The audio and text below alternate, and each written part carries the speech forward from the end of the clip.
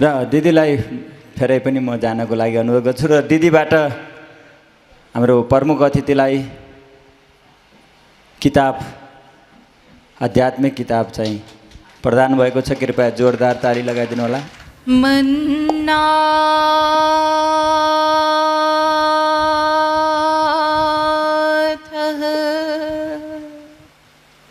श्री जगन्नाथो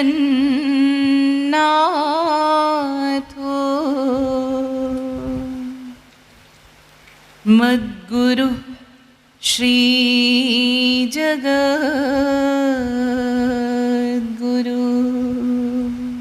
मदात्मा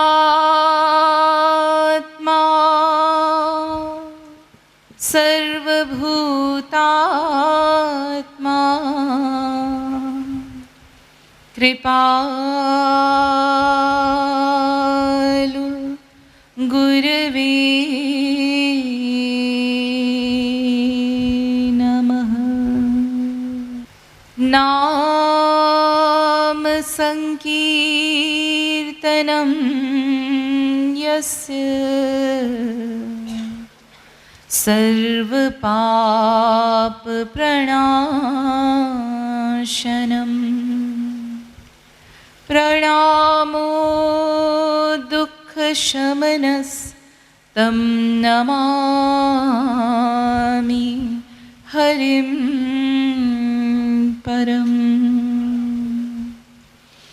यो ब्रह्माणं विदधाति पूर्वं यो वै वेदाश्च प्रहिणोति तस्मै तग्वं ह देवमात्मबुद्धिप्रकाशं मुमुक्षुर्वै शरणमहं प्रपद्ये। वृंदारक वृंदवंद्य आनंद कंद सच्चिदानंद श्री राधा कृष्ण चरणारविंद मकरंद मिलिंद तत्व जिज्ञासु महानुभाव। दैनिक नियमानुसार पहले कुछ देर श्री हरि नाम संकीर्तन कर लीजिए, पश्चात विषय प्रारंभ किया जाएगा।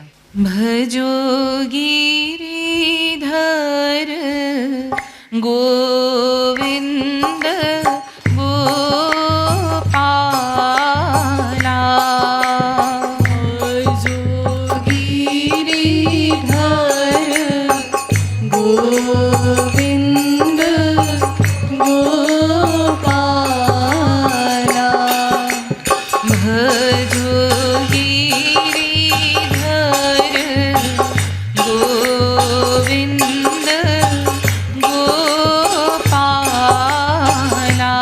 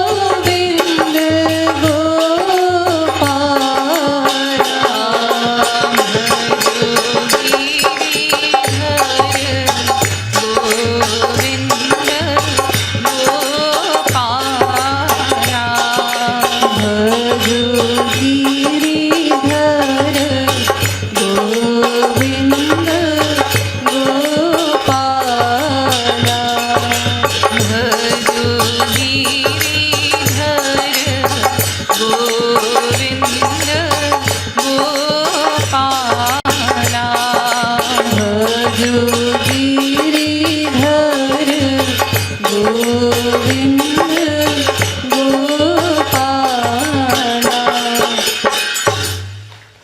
बोलिए वृंदावन बिहारी लाल की जय। श्रीमद सद्गुरु सरकार की जय। भगवान पशुपतिनाथ की जय।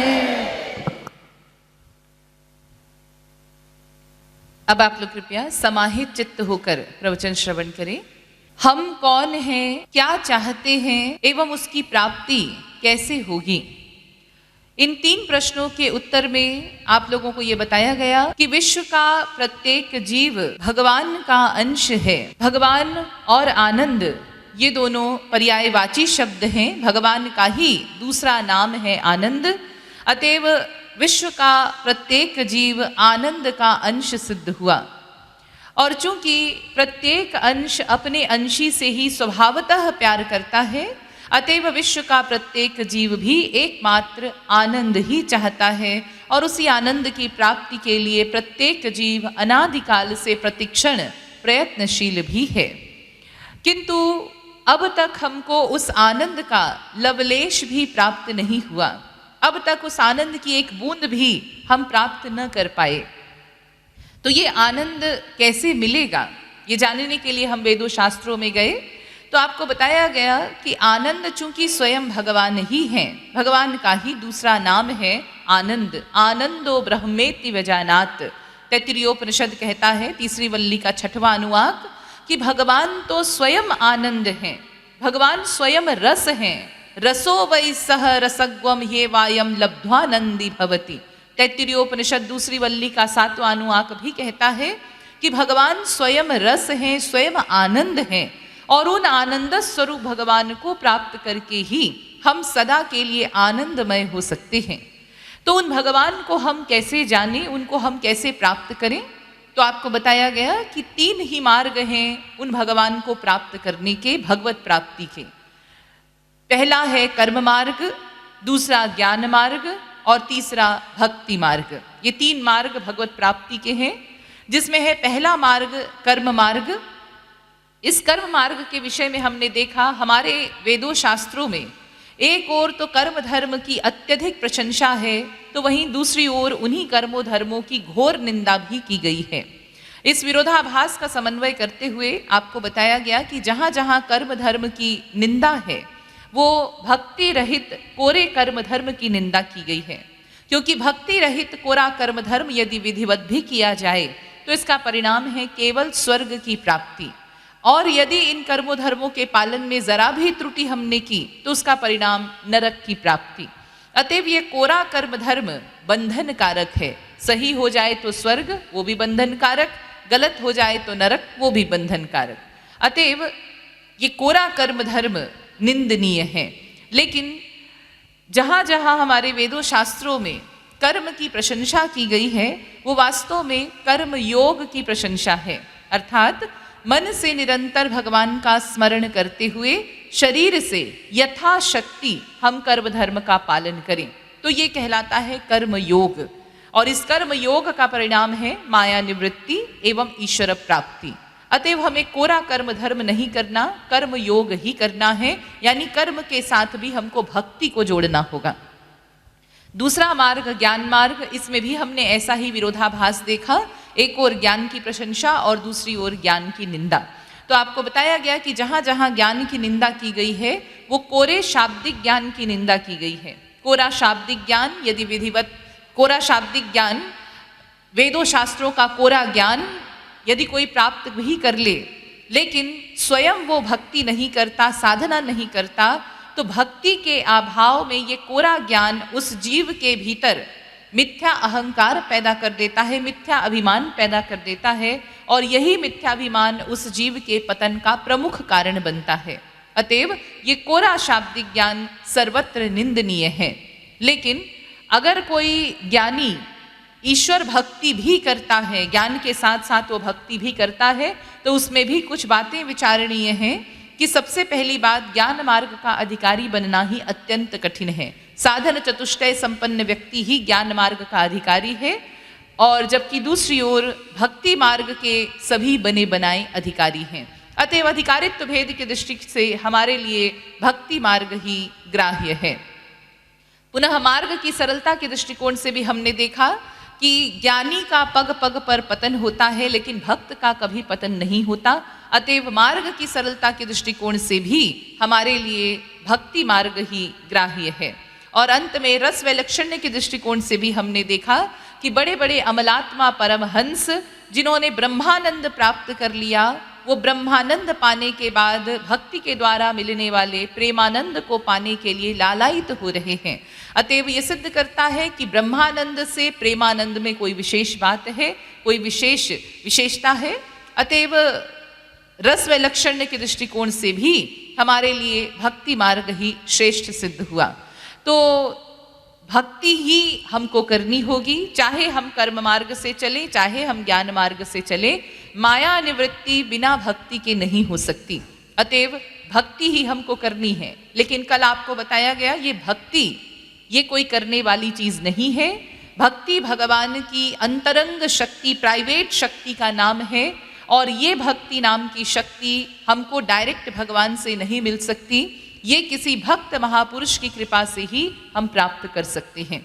लेकिन वो भक्त महापुरुष भी हमको भक्ति तभी प्रदान करेंगे जब पहले हम साधन भक्ति करेंगे, तो सिद्धा भक्ति हमारा गुरु महापुरुष कृपा करके हमको प्रदान करेगा। तो साधन भक्ति हमको करनी है। उसकी क्या क्या शर्तें हैं ये भी कल आप लोगों को बताया गया कि साधन भक्ति की प्रमुख 4 शर्तें हैं। सबसे पहली शर्त है सर्वाभिलाषिता शून्यम, अर्थात समस्त सांसारी कामनाओं का सर्वप्रथम हमको परित्याग करना होगा। और ये कामनाएं हमारे भीतर जो संसार की कामनाएं हैं, जब तक हम इसका त्याग नहीं करेंगे हम ईश्वरीय जगत में प्रवेश नहीं कर सकते, हम कदम नहीं रख सकते। तो पहली शर्त है समस्त सांसारी कामनाओं का हमको त्याग करना है। भुक्ति और मुक्ति ये दोनों कामनाएं हमको त्यागनी है। हाँ, यदि भगवान से कुछ मांगना ही है तो उनसे उनका प्रेम, उनकी भक्ति मांगना है। उससे नीचे आना चाहते हैं तो भगवान से उनका ही शब्द, स्पर्श, रूप, रस और गंध मांगना है। लेकिन इससे नीचे नहीं आना है। ये संसार या मोक्ष की कामना हमको नहीं करनी है।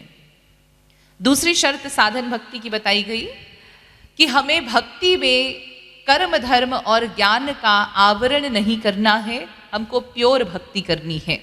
और तीसरी शर्त बताई गई कि हमको भगवान की भक्ति नहीं करनी है। क्यों नहीं करनी है ये कल आप लोगों को बताया गया था कि भगवान शब्द का मतलब होता है ऐश्वर्यवान। जिनके पास ऐश्वर्य है अनंत मात्रा का, अनलिमिटेड, वो कहलाते हैं भगवान। 6 प्रकार का ऐश्वर्य जिनमें अनंत अनंत मात्रा का हो वो भगवान कहलाते हैं। तो जहां ऐश्वर्य है वहां प्यार नहीं हो सकता, ममता नहीं हो सकती, निकटता नहीं हो सकती। हम तो सदा भगवान से डरा करेंगे, उनके ऐश्वर्य को देखकर घबराया करेंगे, लेकिन हमको तो उनसे प्यार करना है, उनकी भक्ति करनी है। तो इसलिए हमको उनको भगवान नहीं मानना है। तो इसलिए कल मैंने आपसे कहा था कि भगवान की भक्ति तो हम कर ही नहीं सकते। हाँ, लेकिन शर्त ये भी है कि भक्ति तो भगवान की ही करनी है। हाँ, ये दोनों बात है कि भगवान की भक्ति हम नहीं कर सकते, भगवान की भक्ति हमको नहीं करनी, लेकिन भक्ति तो भगवान की ही करनी है। ये दोनों बात, ये कैसे? चलिए इसको आप लोग समझ लीजिए। देखिए, हमको श्री कृष्ण की भक्ति करनी है। अब ये श्री कृष्ण कौन है? क्या ये कोई साधारण मायाबद्ध पर्सनैलिटी जैसे आप और हम हैं, ऐसे ही कोई साधारण पर्सनैलिटी, साधारण पुरुष है? जी नहीं। श्री कृष्ण पूर्णतम पुरुषोत्तम ब्रह्म हैं, भगवान हैं। कई बार आप लोगों के मन में देखिए ऐसा प्रश्न आता होगा, या कई बार घर पर छोटे छोटे बच्चे वो भोलेपन में अपने माँ बाप से पूछते हैं कि मम्मी ये हमारे यहाँ जो इतने सारे भगवान हैं इनमें से ओरिजिनल भगवान कौन से हैं? बच्चे कई बार भोलेपन में ऐसा प्रश्न करते हैं कि इतने सारे भगवान में से ओरिजिनल कौन से हैं। और कई बार आप लोगों के मन में भी ऐसा प्रश्न आता है। तो देखिए, भगवान ओरिजिनल या डुप्लीकेट नहीं हुआ करते। भगवान तो एक ही हैं, सुप्रीम पावर तो एक ही है, पूर्णतम पुरुषोत्तम ब्रह्म तो एक ही है, लेकिन उनके अनंत अवतार हुए हैं। उन एक पूर्णतम पुरुषोत्तम ब्रह्म ने अनंत रूप धारण किए, अनंत अवतार लिए हैं। तो वो अवतारी कौन है? हाँ, ये प्रश्न है कि जिनके ये तमाम अवतार हैं, जिनके ये तमाम अंश हैं, वो अंशी कौन है, वो अवतारी कौन है? तो यही प्रश्न देखिए जो हमारे मस्तिष्क में उत्पन्न होता है, यही प्रश्न वेदों में किया गया, क्योंकि वेद ही हमारी निधि है ना, वेद अथॉरिटी है, भगवान की वाणी है, तो इसलिए हम लोग वेदों में चलते हैं। वेदों में यही प्रश्न किया गया है और वेदों ने ही इसका उत्तर दिया है। हाँ, क्योंकि वेद ही तो प्रमाण है, वही तो हमको उत्तर देंगे। तो 3 प्रश्न किया वेदों में। कह परमो देवः, पहला प्रश्न कि वो परम देव कौन है जिनको हम भगवान कहते हैं, पूर्णतम पुरुषोत्तम ब्रह्म कहते हैं। दूसरा प्रश्न कस्मान मृत्युर्विभेति, वो कौन है जिससे मृत्यु भी डरती है, साक्षात यमराज भी थर थर कांपते हैं, डर भी जिनसे डरता है, वो पर्सनैलिटी कौन है। और तीसरा प्रश्न कस्य ज्ञानेनाखिलम ज्ञातम भवति, वो कौन है जिनको जान लेने के बाद कुछ भी जानना शेष नहीं रह जाता, जीव पूर्ण ज्ञानी हो जाता है, वो पर्सनैलिटी कौन है। तो ये 3 प्रश्न, अब देखिए वेदों में ही इन तीनों का उत्तर है। पहला प्रश्न कह परमो देवः, तो इसका उत्तर दिया कृष्णो ह वै हरिः परमम दैवतम, श्री कृष्ण ही वो परम देव हैं, पूर्णतम पुरुषोत्तम ब्रह्म हैं, भगवान हैं। दूसरा प्रश्न कस्मान मृत्युर्विभेति, किससे मृत्यु भी डरती है, तो इसका उत्तर दिया गोविंदान मृत्युर्विभेति, गोविंद से मृत्यु भी डरती है, साक्षात यमराज भी थर थर कांपते हैं। अब ये गोविंद देखिए श्री कृष्ण का ही एक दूसरा नाम है। और तीसरा प्रश्न कस्य ज्ञानेनाखिलम ज्ञातम भवति, वो कौन है जिसको जान लेने के बाद कुछ जानना शेष नहीं रह जाता, तो इसका उत्तर दिया गोपी जन वल्लभ, जो गोपियों के प्राण वल्लभ है, गोपियों के प्राण प्रियतम है, गोपी जन वल्लभ ज्ञानेनाखिलम तज्ज्ञातम, यानी जो गोपियों के प्राण वल्लभ प्राण प्रियतम है, यदि कोई उनको जान ले तो बस और कुछ जानना शेष नहीं रह जाता। अब देखिए गोपियों के प्राण वल्लभ कौन, ये भी पुनः श्री कृष्ण ही हैं।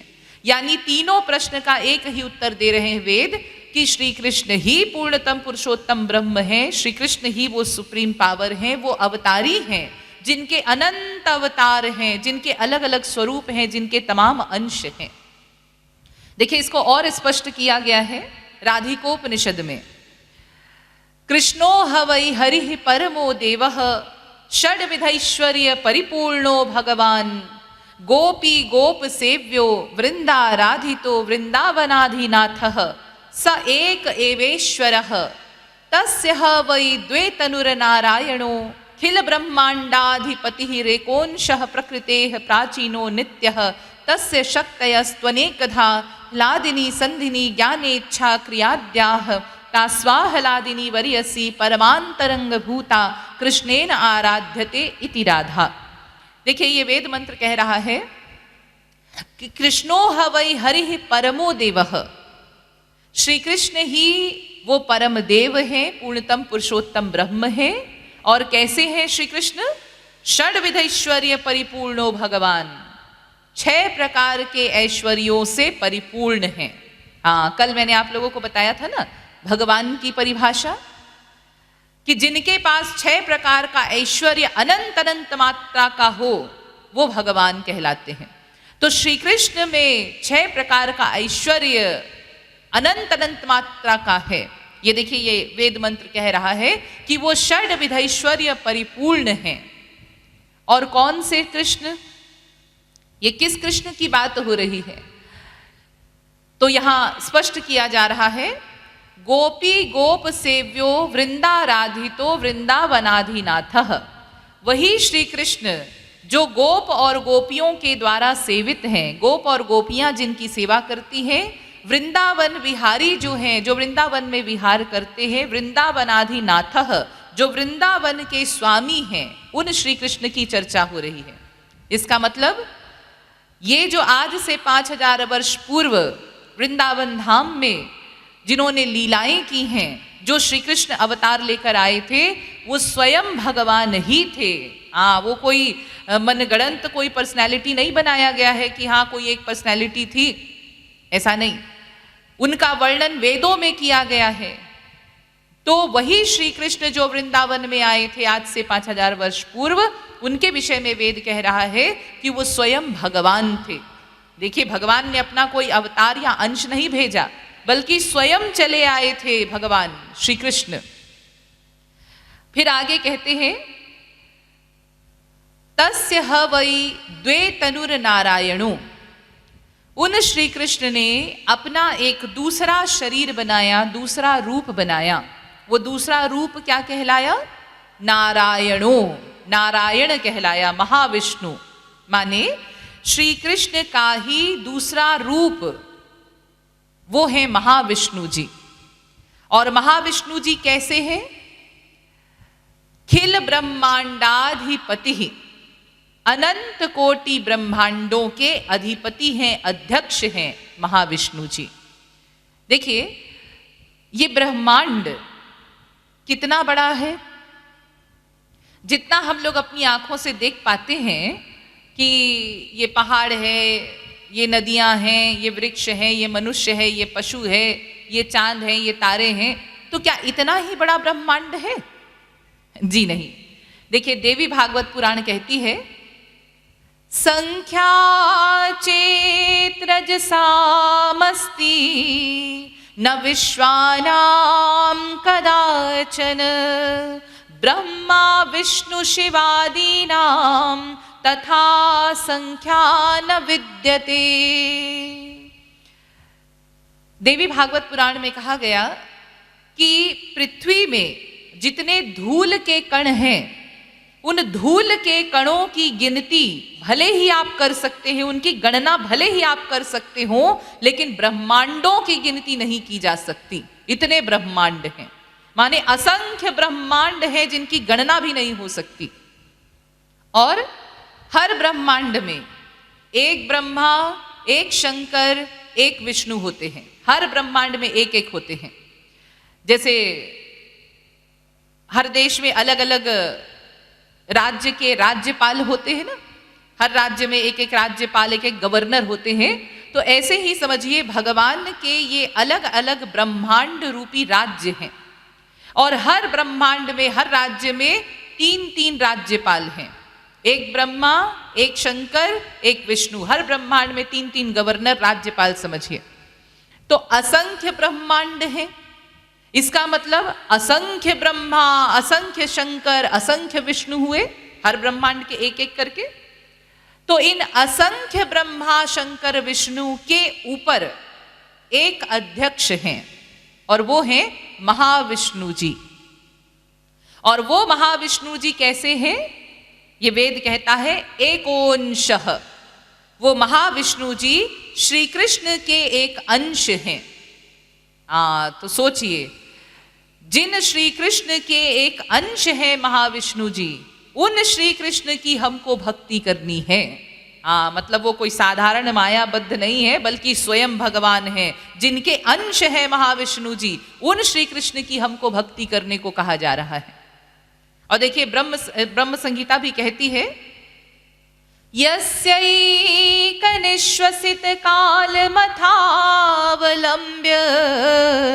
जीवन्ति लोम विलजाः जगदण्डनाथ विष्णुर्महांस इह यस्य कला विशेषो गोविन्दमादिपुरुषं तमहं भजामि। ब्रह्म संहिता कहती है कि असंख्य ब्रह्मा, शंकर, विष्णु का जीवन जिन महाविष्णु जी की एक श्वास के बराबर है, वो महाविष्णु जी भी जिन श्री कृष्ण के एक कला विशेष हैं, एक अंश हैं, मैं उन श्री कृष्ण का दास हूं, उनको नमन करता हूं। तो यानी ब्रह्म संगीता से भी स्पष्ट किया जा रहा है कि महाविष्णु जी भी श्री कृष्ण के एक कला विशेष हैं, एक अंश हैं। तो ऐसे श्री कृष्ण की हमको भक्ति करनी है। इसका मतलब श्री कृष्ण की भक्ति करके हम भगवान की ही भक्ति करेंगे। तो एक शर्त तो पूरी हो गई। हमने जो कहा था कि भक्ति तो भगवान की ही करनी है, हाँ तो चलो ये शर्त तो पूरी हो गई, श्री कृष्ण की भक्ति से भगवान की ही भक्ति कर रहे हैं हम। हाँ, लेकिन ये भी तो कहा गया है कि हमको भगवान की भक्ति नहीं करनी है, वो तो हम कर ही नहीं सकते। हाँ, तो देखिए, हमको श्री कृष्ण की भक्ति करनी है। अब श्री कृष्ण भगवान तो हैं, तो उनकी भक्ति से हम भगवान की ही भक्ति करेंगे। हाँ, लेकिन देखिए, हमको उनको भगवान मानकर उनकी भक्ति नहीं करनी है। हाँ, वो होंगे भगवान, अपने घर के होंगे, हमको मतलब नहीं है, हमको उनकी भगवत्ता से कोई लेना देना नहीं है। होंगे भगवान अपने घर के, हमको उनको भगवान नहीं मानना है। क्यों? क्योंकि अगर हम भगवान मानेंगे तो हम तो सदा डरा करेंगे, अरे ये तो भगवान है, फिर तो सदा हम उनकी स्तुति ही किया करेंगे, सदा दूरी बनी रहेगी, फिर प्रेम कैसे होगा? तो इसलिए भगवान में देखिए ऐश्वर्य भी है, श्री कृष्ण में ऐश्वर्य भी है और माधुर्य भी है। तो हमको उनके ऐश्वर्य से कोई संबंध नहीं रखना, भगवत्ता से कोई संबंध नहीं रखना है। हमको भगवत्ता को निकाल देना है, भगवान नहीं मानना है। तो फिर क्या मानेंगे जी? अरे कुछ तो मानेंगे, तब तो उनसे संबंध जोड़ेंगे। हाँ, तो देखिए, भक्ति के क्षेत्र में रसिक महापुरुषों ने, भक्त महापुरुषों ने 4 भाव बनाए हैं। हाँ, यानी ये 4 प्रकार के नाते भगवान से हमको जोड़ने हैं। 4 भावों से हमको भगवान से अपना संबंध जोड़ना है, यानी उनको अपना मानना है। चैतन्य महाप्रभु कहते हैं, आप ना के बाढ़ माने आमार समहीन। चैतन्य महाप्रभु जो स्वयं राधा कृष्ण के अवतार हुए हैं, वो कहते हैं कि भगवान की भक्ति हम तभी कर पाएंगे, भगवान से प्रेम हम तभी कर पाएंगे जब हम उनको या तो अपने बराबर माने या अपने से छोटा मानकर प्यार करें। अगर बड़ा मानेंगे, भगवान मानेंगे, तो कभी प्यार नहीं कर पाएंगे। तो इसलिए हमको उनकी भगवत्ता को निकालकर ये 4 भाव जो रसिक महापुरुषों ने बनाए हैं, उन 4 भावों से भगवान से अपना संबंध जोड़ना है। कौन कौन से हैं वो 4 भाव? सबसे पहला है दास्य भाव, माने भगवान हमारे स्वामी हैं, हम उनके दास हैं, उनको स्वामी, अपने को दास मानकर उनकी भक्ति करनी है। इससे ऊंचा है सख्य भाव, यानी भगवान हमारे सखा हैं, हमारे मित्र हैं, हमारे दोस्त हैं, ये मानकर उनसे प्रेम करना है, संबंध जोड़ना है। इससे ऊंचा है वात्सल्य भाव, यानी भगवान हमारे पुत्र हैं, हम उनकी माता अथवा पिता हैं, इस भाव से संबंध जोड़ना है। और इससे भी ऊंचा सर्वश्रेष्ठ भाव है माधुर्य भाव, यानी भगवान हमारे प्रियतम हैं, हम जीवात्माएं, हम उनकी प्रेयसी हैं, तो वो प्रियतम और हम प्रेयसी। तो ये 4 प्रकार के भाव हैं, एक से एक ऊंचे भाव। दास्य भाव, उससे ऊंचा सख्य भाव, उससे ऊंचा वात्सल्य भाव, और उससे भी ऊंचा सर्वश्रेष्ठ भाव है माधुर्य भाव। तो इन 4 भावों से हमको भगवान से संबंध जोड़ना है, यानी उनको अपना मानना है। वैसे देखिए, एक और भाव होता है, 5वां भाव, शांत भाव। ये सबसे नीचे वाला है, ये दास्य भाव से भी नीचे वाला है, शांत भाव। लेकिन मैंने इसका नाम इसलिए नहीं लिया क्योंकि शांत भाव को रसिक महापुरुषों ने, भक्त महापुरुषों ने भक्ति के क्षेत्र से बाहर कर दिया है। हाँ, ये बेकार का भाव है, इसमें तो रस ही नहीं है। क्या होता है शांत भाव? देखिए, शांत भाव में भगवान से हमारा संबंध कैसा होता है?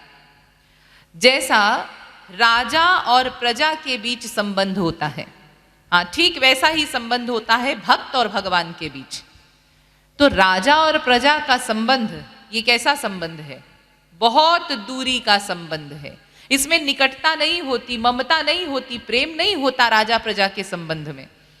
हाँ, प्रजा को यह अधिकार नहीं होता कि जब चाहे बेधड़क राजा साहब के महल में घुस जाएं, जब चाहे राजा साहब के बगल में बैठ जाएं, उनके गले में हाथ डालकर उनसे बातें करें। हाँ, ये सब अधिकार प्रजा का नहीं होता। प्रजा को केवल इतना अधिकार होता है कि जब कभी राजा साहब अपने घोड़े पर सवार होकर सवारी में महल से बाहर निकले तो प्रजा दूर खड़े होकर उनको नमन कर ले, स्तुति कर ले, दूर से दर्शन कर ले। बस इतना अधिकार है प्रजा का, निकटता नहीं है इसमें। तो बिल्कुल ऐसा ही संबंध भक्त और भगवान के बीच होता है जब वो शांत भाव से उपासना करते हैं।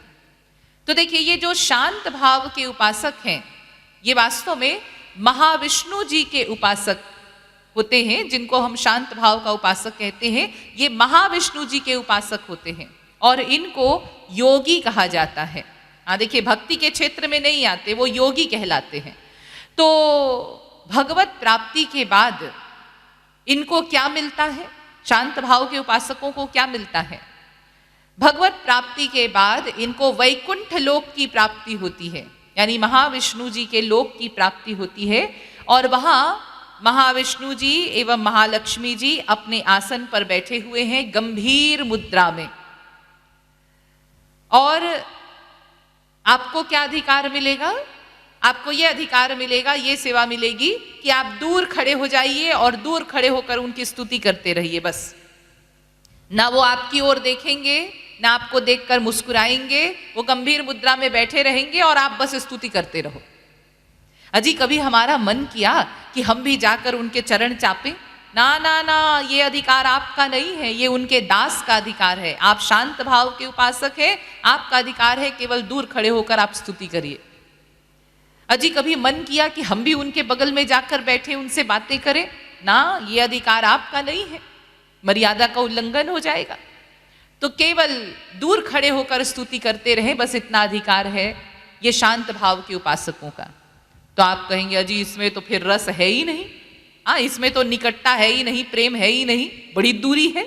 हाँ, इसीलिए तो रसिक महापुरुषों ने इस शांत भाव को बाहर कर दिया। ये बेकार का भाव है, इसमें रस ही नहीं है। तो भक्ति के क्षेत्र में 4 भावों को लिया गया, ये शांत भाव को बाहर कर दिया गया। तो 4 भाव जो भक्ति के क्षेत्र में है, दास्य भाव, सख्य भाव, वात्सल्य भाव और माधुर्य भाव। तो इन 4 भावों से हम भगवान से अपना संबंध जोड़ेंगे। देखिए, अगर कोई कहे कि नहीं जी, हमको तो शांत भाव ही अच्छा लगता है, तो कोई बात नहीं, आपको घबराने की आवश्यकता नहीं है। ये शांत भाव तो सबसे नीचे वाला है ना। तो नीचे का जो भाव होता है वो ऊपर के भावों में निहित रहता है, अंडरस्टूड रहता है। मतलब अगर आप ऊपर वाले किसी भी भाव से भगवान से प्रेम करते हैं तो ये नीचे वाले भाव उसमें निहित हैं, यानी जब चाहे आप नीचे के भाव में भी आ सकते हैं। जैसे मान लीजिए आप सख्य भाव से भगवान से संबंध जोड़ते हैं कि वो हमारे सखा हैं, वो हमारे मित्र हैं। हाँ, तो देखिए, सख्य भाव से नीचे आता है दास्य भाव और उससे नीचे आता है शांत भाव।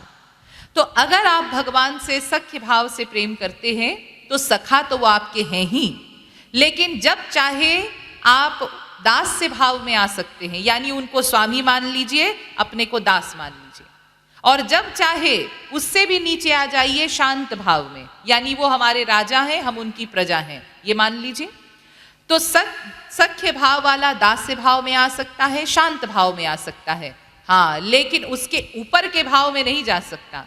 यानी जो सख्य भाव से प्रेम करता है वो वात्सल्य भाव में नहीं जा सकता, भगवान को अपना पुत्र नहीं मान सकता। माधुर्य भाव वो और ऊपर है, प्रियतम का भाव, वहां भी वो नहीं जा सकता, वरना मर्यादा का उल्लंघन होगा। तो नीचे के भाव वाले ऊपर नहीं जा सकते, लेकिन ऊपर के भाव वाले नीचे आ सकते हैं। तो शांत भाव तो सबसे नीचे का भाव है। तो आप किसी भी ऊपर के भाव से प्रेम कर लीजिए, जब चाहे आप शांत भाव में आ सकते हैं। हाँ, लेकिन अगर शांत भाव से आप उपासना करेंगे, आप कभी भी ऊपर के किसी भी भाव में नहीं जा सकते। तो इसलिए हमको ऊपर के भावों से ही, प्रारंभ से ही प्रेम करना चाहिए। तो चलिए हम ये समझें, ये ऊपर के जो भाव हैं इनको एक एक करके हम लोग समझेंगे। सबसे पहला है दास्य भाव। अब देखिए, दास्य भाव यानी भगवान हमारे स्वामी, हम उनके दास हैं। तो हम लोग ये संसार में भी देख सकते हैं कि दास का अधिकार प्रजा से अधिक होता है। संसार में भी एक प्रजा का व्यक्ति अगर राजा से मिलने जाता है तो बड़ी पूछताछ होती है उससे, क्या काम है, कितनी देर का काम है, कहाँ से आए हो, सारा डिटेल आपसे पूछा जाएगा, सारी पूछताछ आपसे होगी, और अगर कोई बहुत उचित कारण लगेगा तो थोड़ा सा समय आपको दिया जाएगा राजा साहब से मिलने का। तो ये प्रजा से बड़ी पूछताछ होती है, वो बेधड़क कभी भी नहीं जा सकता राजा से मिलने। जबकि देखिए उनका जो नौकर है, जो दास हैं राजा के, वो तो बेधड़क महल में घुसे जा रहे हैं, बेधड़क राजा साहब के कमरे में भी चले जा रहे हैं। यानी दास का अधिकार प्रजा से अधिक होता है। तो ऐसे ही ईश्वरीय जगत में भी जब हम दास से भाव से प्रेम करते हैं तो हमारी भगवान से निकटता बढ़ जाती है। शांत भाव में तो बहुत दूरी है, लेकिन दास से भाव में निकटता बढ़ जाती है। और इस दास से भाव से रस प्रारंभ होता है ईश्वरीय जगत में। लेकिन कैसा रस होता है वो अभी हम लोग समझ ही नहीं सकते। कैसा रस मिलता होगा इस दास से भाव की उपासना में, ये अभी हम लोग समझ ही नहीं सकते। क्यों? क्योंकि अभी जो हम लोगों ने देखा है, हमने संसार में जो नौकर और मालिक का संबंध होता है सांसारी, वही संबंध देखा है। और ये सांसारी नौकर और मालिक का संबंध कैसा होता है? स्वार्थ का संबंध होता है। यानी नौकर अपने स्वार्थ के लिए मालिक की सेवा करता है, मालिक अपने स्वार्थ के लिए नौकर से सेवा लेता है, यानी दोनों स्वार्थी हैं। लेकिन ईश्वरीय जगत में ऐसा नहीं होता। ईश्वरीय जगत में स्वार्थ नहीं होता। वहां दास एकमात्र स्वामी के सुख के लिए व्याकुल होकर सेवा करता है। उसके भीतर अपने सुख की कोई कामना नहीं होती, अपना कोई स्वार्थ नहीं होता उसके भीतर। कैसे हमारे स्वामी को सुख मिले, बस एकमात्र लक्ष्य होता है दास का, स्वामी को सुख देना है। जगत गुरु श्री कृपालु जी महाराज, मेरे गुरुदेव, अपने भक्ति शतक नामक ग्रंथ में लिखते हैं, जो स्वामी सो चहई कछु, सो नहीं दास कहाय राधे राधे। सो स्वामी ना कहाय जो, दास हूँ आस लगाय राधे राधे। जगत गुरु श्री कृपालु जी महाराज कहते हैं कि वो दास नहीं है जो स्वामी की सेवा का बदला चाहे स्वामी से। अगर दास के भीतर ये भावना आ गई कि मैंने अपने स्वामी की इतनी सेवा की तो बदले में स्वामी को मुझसे ऐसा व्यवहार करना चाहिए, तो अगर ये बदले की कामना आ गई तो फिर वो दास है ही नहीं। प्रहलाद जी कहते हैं, यस्त आशिष आशास्ते न सभृत्यः स वै वणिक। प्रहलाद जी कहते हैं कि वो दास नहीं है जो स्वामी से सेवा का बदला चाहे, वो तो वणिक है, बनिया है। जैसे बनिया होता है ना, वो क्या करता है? लेना और देना करता है। सामान देता है, बदले में रुपए लेता है आपसे, व्यापारी। तो ऐसे ही अगर हमने स्वामी की सेवा की, हमने हरि गुरु की सेवा की और उनसे बदला मांगा, कुछ बदला चाहा, तब तो फिर ये व्यापार हो गया, लेना और देना। तो प्रहलाद जी कहते हैं वो दास नहीं, वो बनिया है जो सेवा करके बदला चाहे स्वामी से। तो ईश्वरीय जगत का दास ऐसा नहीं होता, उसके भीतर बदले की कोई कामना नहीं होती, एकमात्र मेरे स्वामी को कैसे सुख मिले, बस यही व्याकुलता होती है। और देखिए, अगर सेवा से प्रसन्न होकर स्वामी अपने दास को कुछ देना चाहते हैं तो भी दास का मूड ऑफ हो जाता है। जब प्रहलाद जी से भगवान ने कहा था कि प्रहलाद हम तुमसे बहुत प्रसन्न हैं, तुम आज जो चाहे हमसे वरदान मांग लो, तो प्रहलाद जी को बहुत बुरा लगा। उन्होंने कहा, प्रभु क्या आपने मुझे अपना दास स्वीकार नहीं किया? भगवान ने कहा, अरे नहीं नहीं, तुम तो मेरे प्रिय भक्त हो, मेरे दास हो, तो फिर प्रभु आप मुझे मांगने को क्यों कह रहे हैं? दास के भीतर तो कोई कामना नहीं होती, और अगर मेरे भीतर कोई कामना पैदा हो जाए तो फिर मैं दास नहीं हुआ, फिर मैं तो बनिया हुआ। ये उस समय उन्होंने ये बात कही थी। तो भगवान ने कहा, अरे नहीं नहीं प्रहलाद, मैं तो अपनी खुशी के लिए तुमको मांगने को कह रहा हूं, अरे मेरी खुशी के लिए कुछ मांग लो। तो क्या मांगा प्रहलाद जी ने? मैंने बताया था आप लोगों को पहले भी, यदि राशीष में कामान वरांस्त्वं वरदर्शभ कामानां हृदय संरोहम भवतस्तु वृणे वरम। 7वें स्कंध के 10वें अध्याय का 7वां श्लोक भागवत का।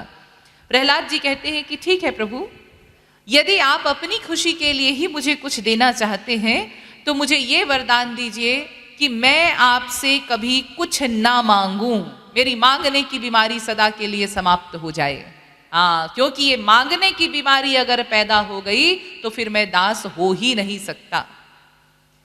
तो देखिए, ईश्वरीय जगत के दास स्वामी के सुख के लिए उनकी सेवा करते हैं और बदले की कोई कामना भीतर नहीं होती। एक उदाहरण दिया गया है कैसे होते हैं ईश्वरीय जगत के दास। पंचत्वं तनुरेतु भूत निवहा स्वांशे विसन्तु स्फुटं धातारं प्रणिपत्य हन्त शिरसा तत्रापि याचे वरम् तद्वापीषु पयस्तदीय मुकुरे ज्योतिस्तदीयाङ्गनव्योम निव्योम तदीय वर्त्म निधरा तत्ताल वृंते नीलह। सूक्ति। एक दास भगवान श्री कृष्ण से कहता है कि हे प्रभु, मेरी मृत्यु के पश्चात मेरे इस शरीर का क्या होगा? भगवान कहते हैं, अरे तुमको इस शरीर की चिंता करने की क्या आवश्यकता है? तुम तो मेरे दास हो, मेरे भक्त हो। मृत्यु के बाद दिव्य शरीर मिलेगा तुमको, और दिव्य शरीर से मेरे दिव्य लोक में तुम मेरी सेवा करोगे। और ये शरीर, ये पंच महाभूत का, ये यहाँ पे जला दिया जाएगा, भस्म कर दिया जाएगा। और जिन 5 तत्वों से ये शरीर बना है, पृथ्वी, जल, तेज, वायु और आकाश, वो सब अपने अपने कारण में लीन हो जाएंगे। तो तुमको इस शरीर की चिंता करने की क्या आवश्यकता? तो वो कहता है, नहीं नहीं प्रभु, मेरी एक इच्छा है इस शरीर के संबंध में। क्या?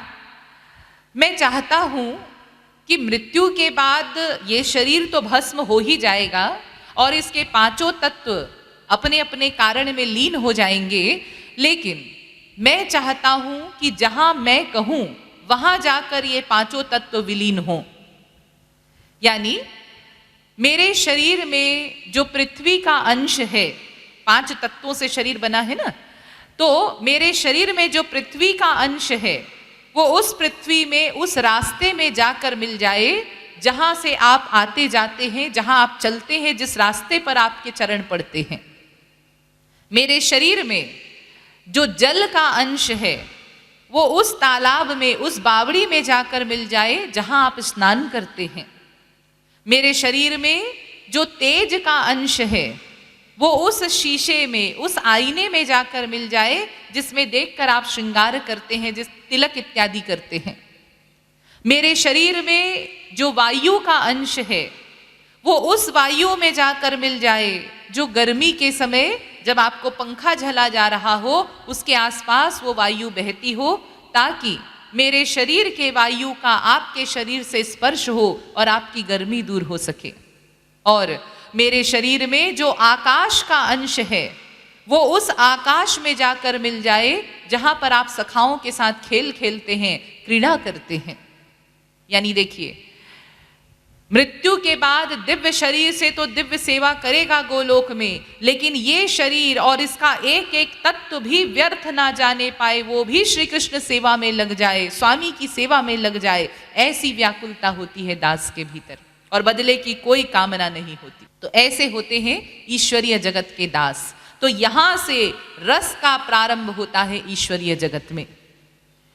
और देखिए, जैसा प्रेम दास का स्वामी के प्रति होता है ना, ठीक वैसा ही प्रेम स्वामी का भी दास के प्रति होता है। भगवान भी उतना ही प्रेम करते हैं अपने भक्त से।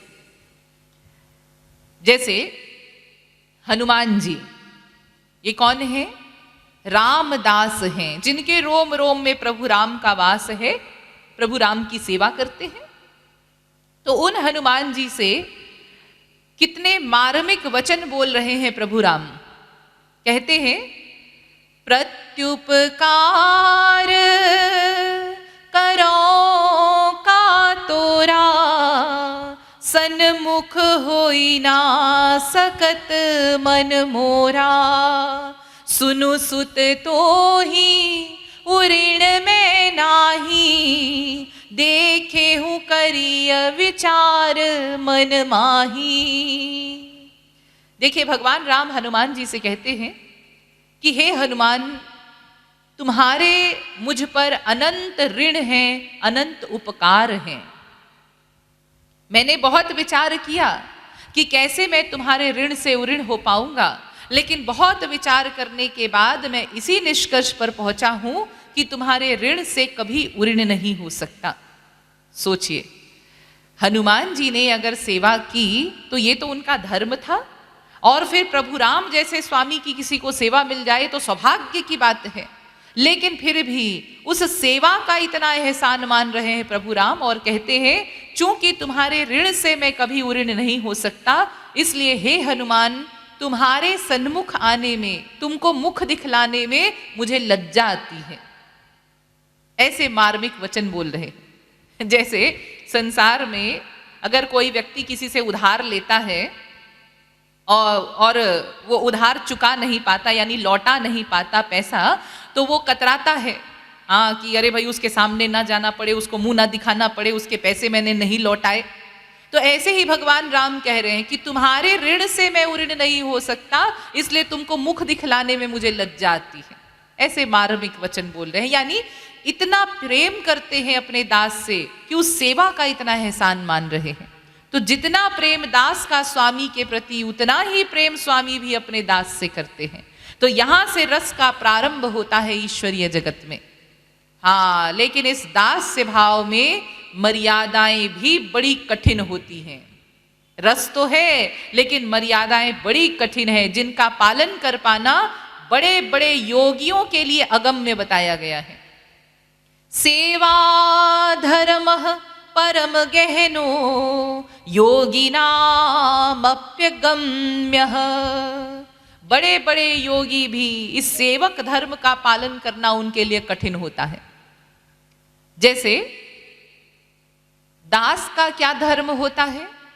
एक धर्म बताया है भरत जी महाराज ने, सिर बल चलो उचित अस मोरा, सब ते सेवक धर्म कठोरा।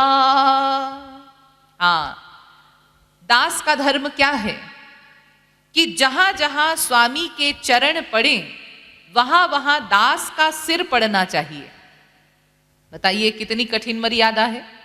हाँ, अगर मान लीजिए कभी हमको अपने स्वामी के साथ कहीं जाना पड़ा, स्वामी आगे आगे चल रहे हैं, हम पीछे पीछे चल रहे हैं, तब तो फिर जहां जहां उनके चरण पड़े वहां हमारा सिर पड़ना चाहिए। इसका मतलब हम सिर के बल चलते हुए जाएं। हाँ, तब तो ये संभव होगा कि इस मर्यादा का हम पालन कर पाए। यानी कितनी कठिन मर्यादाएं हैं।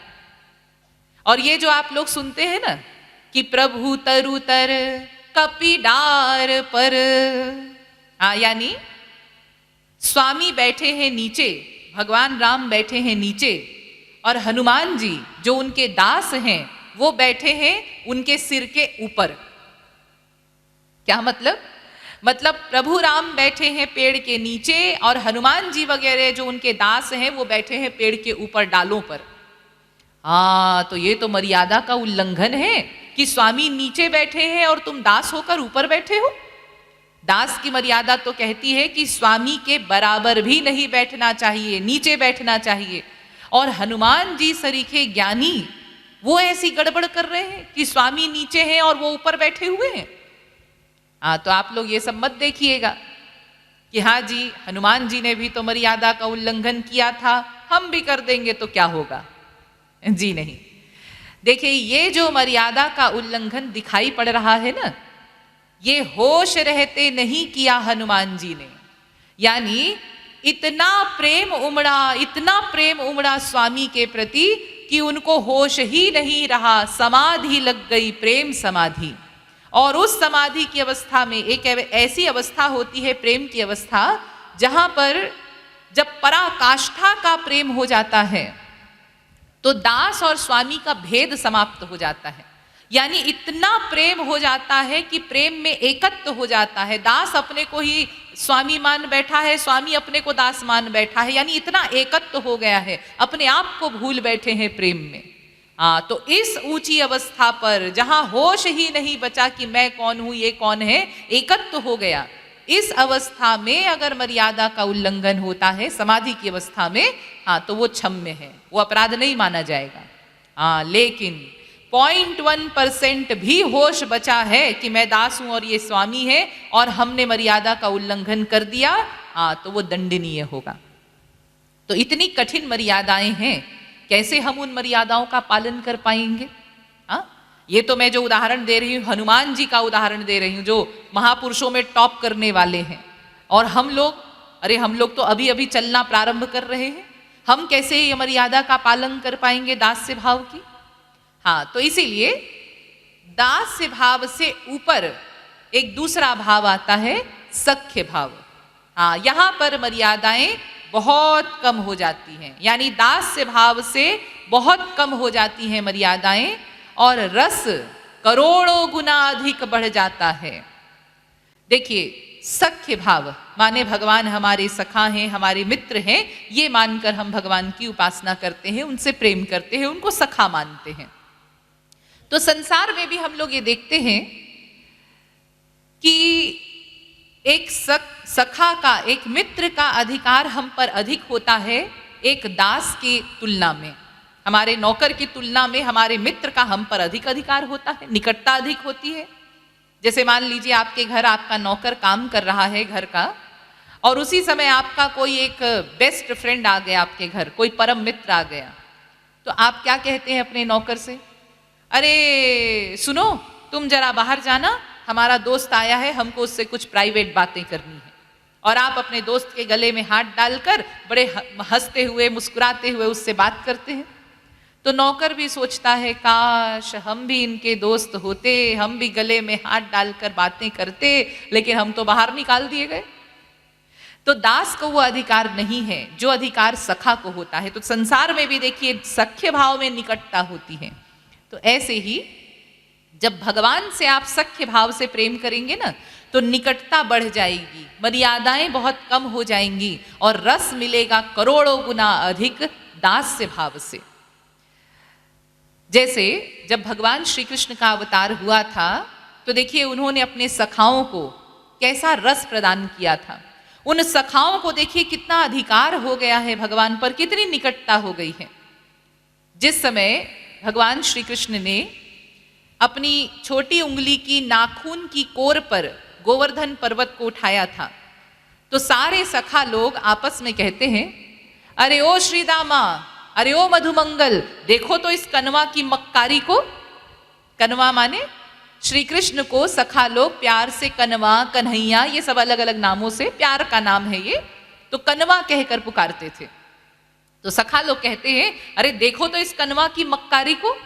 अरे इतनी गंभीर स्थिति है, अगर ये पर्वत गिर पड़ा तो सारा ब्रज इसके भीतर नष्ट हो जाएगा, सारे ब्रजवासी इसके नीचे नष्ट हो जाएंगे, और ऐसी अवस्था में भी इसको मजाक सूझ रही है।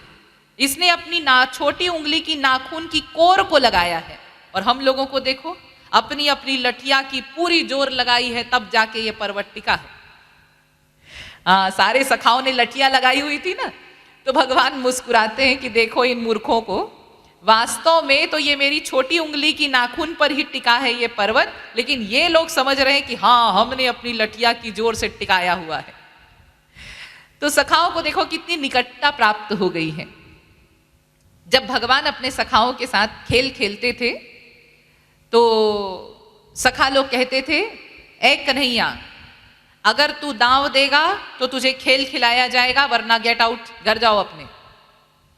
हाँ, जब कोई खेल होता है, बच्चे खेल खेलते हैं तो दांव रखा जाता है। दांव माने जो हार जाता है उसको एक कोई छोटा सा पनिशमेंट जैसा दिया जाता है कि तुमको ये करना होगा, हारने वाले को ऐसा करना होगा, ये दांव कहलाता है। तो कन्हैया क्या करते हैं, जब तक खेल में जीतते हैं बड़े प्यार से खेलते हैं, लेकिन जहां हारने लगते हैं वहां चिढ़ करके और गुस्सा करके खेल छोड़कर चले जाते हैं। तो सखाओं ने कहा, ए कनवा, अगर तू दांव देगा तो तुझे खिलाया जाएगा, वरना गेट आउट, पहले ही बाहर निकल जाओ। तो कन्हैया कहते हैं, नहीं नहीं नहीं नहीं, हम भी दांव देंगे, हम भी खेल खेलेंगे। अब देखिए, गेंद का खेल होता है, बॉल खेलते हैं सखाओं के साथ अपने। तो दांव रखा जाता है कि जो हारेगा वो घोड़ा बनेगा और बाकी सखाओं को अपनी पीठ पर सवारी कराएगा। तो ठीक है भाई, अब खेल प्रारंभ हुआ, गेंद का खेल एक दूसरे को दे देकर खेल रहे हैं, लेकिन अनंत कोटि ब्रह्मांड को अपने इशारे पर नचाने वाले वो भगवान, उनसे एक गेंद नहीं पकड़ी गई, संभाली गई, वो छूट गई।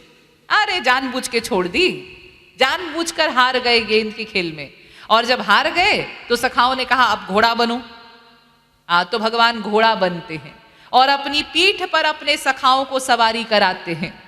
और सखा लोग जैसे संसार में जो घुड़सवारी करते हैं ना, तो वो घुड़सवार लोग अपनी पैर की एड़ी से घोड़े के पेट में एड़ मारते हैं ताकि वो घोड़ा तेजी से दौड़े।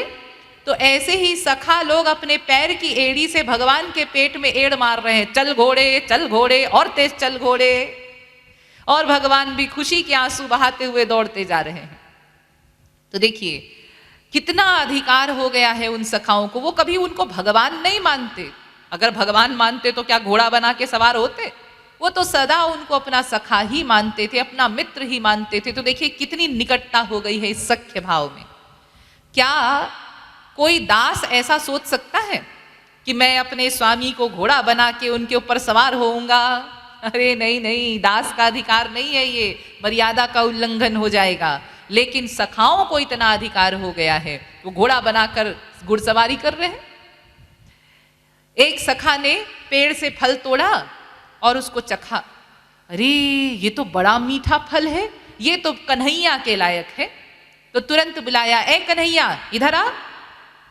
क्या हुआ मधुमंगल? अरे तू आ तो सही। तो आए भगवान पास में। जैसे ही पास में आए, अपना मुंह का काटा हुआ जूठा फल तुरंत भगवान के मुंह में दे दिया। देख तो कितना मीठा है, बिल्कुल तेरे लायक है। और भगवान जूठा फल खाकर बड़े विभोर हो रहे हैं कि वाह, ये तो बड़ा स्वादिष्ट है, ऐसा रसीला फल तो मैंने पहले कभी नहीं खाया। क्या कोई दास ऐसा सोच सकता है कि मैं अपना जूठा अपने स्वामी को खिला दूंगा? जी नहीं, ये अधिकार दास का नहीं है। तो देखिए सख्य भाव में कितनी निकटता हो गई है, कितना अधिकार हो गया है। और रस, सर्वोच्च जो रस है वो सख्य भाव का रस उनको प्राप्त हो रहा है।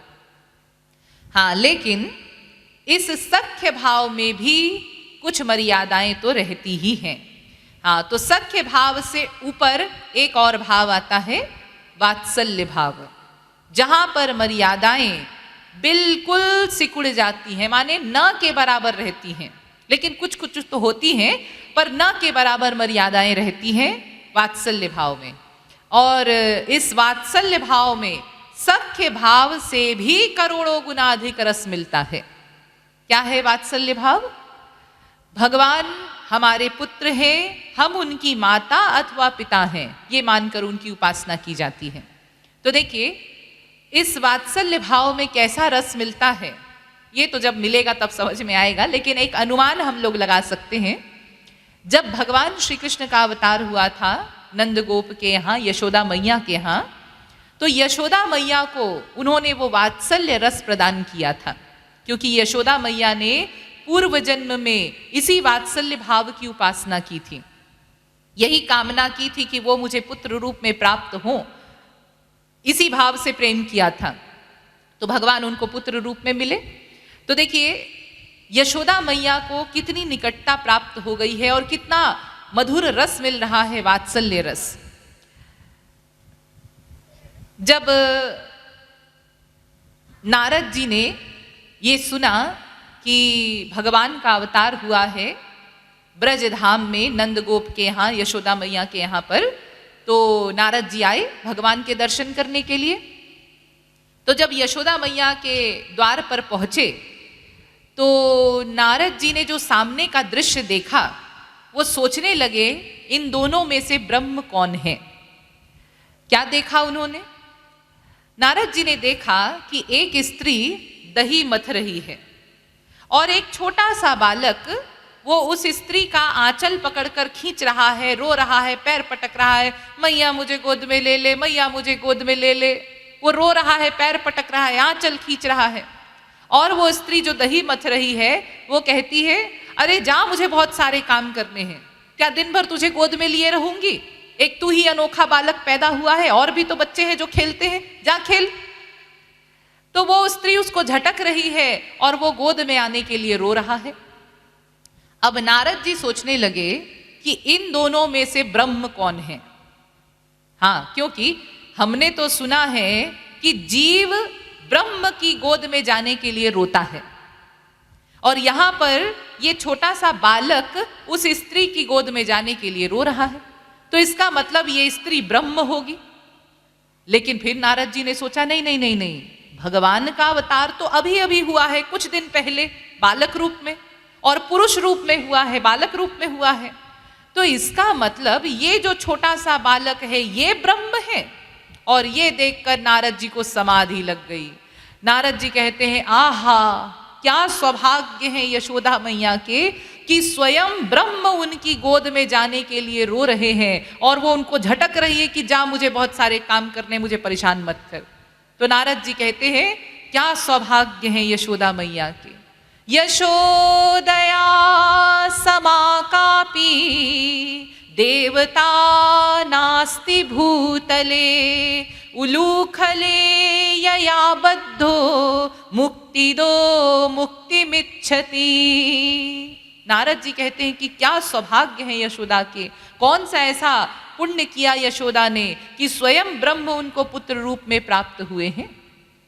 और जब भगवान कन्हैया जब माखन चोरी करके खाते हैं, कभी मिट्टी खाते हैं, कभी माखन चोरी करके खाते हैं, तो मैया अगर उनको पकड़ ले तो ऊखल से बांध देती है मैया उनको। हाँ, और ऊखल से बांध कर साटी दिखाती है, पतली सी छड़ी, वो दिखाते हुए बोलती है, बोल तूने मिट्टी खाई है, बोल तूने माखन चुराया है। तो उस अवस्था में कन्हैया ऊखल में बंधे हुए और थर थर कांपते हैं, गिड़गिड़ाते हैं, मैया मुझे छोड़ दे, मैया मुझे मत बांध। तो नारद जी कहते हैं कि क्या सौभाग्य है यशोदा मैया के कि जो ब्रह्म, जो भगवान सभी जीवों को मुक्ति देते हैं, वो आज स्वयं ऊखल में बंधे हुए यशोदा मैया से अपनी मुक्ति मांग रहे हैं। जो सबको मुक्ति प्रदान करने वाले अपनी मुक्ति के लिए याचना कर रहे हैं यशोदा मैया से। तो कितना सौभाग्य है यशोदा मैया का, ये नारद जी देखकर विभोर हो रहे हैं और उनको समाधि लग रही है। तो देखिए, यशोदा मैया को ही वो वात्सल्य रस प्राप्त हुआ। वो रस जो यशोदा मैया को मिला वो नंद बाबा को भी नहीं मिला, वो ब्रजवासियों को भी नहीं मिला। जो रस यशोदा मैया ने प्राप्त किया, हाँ, अपनी गोद में खिलाना, उनको दूध पिलाना, ये रस तो केवल यशोदा मैया को प्राप्त हुआ है।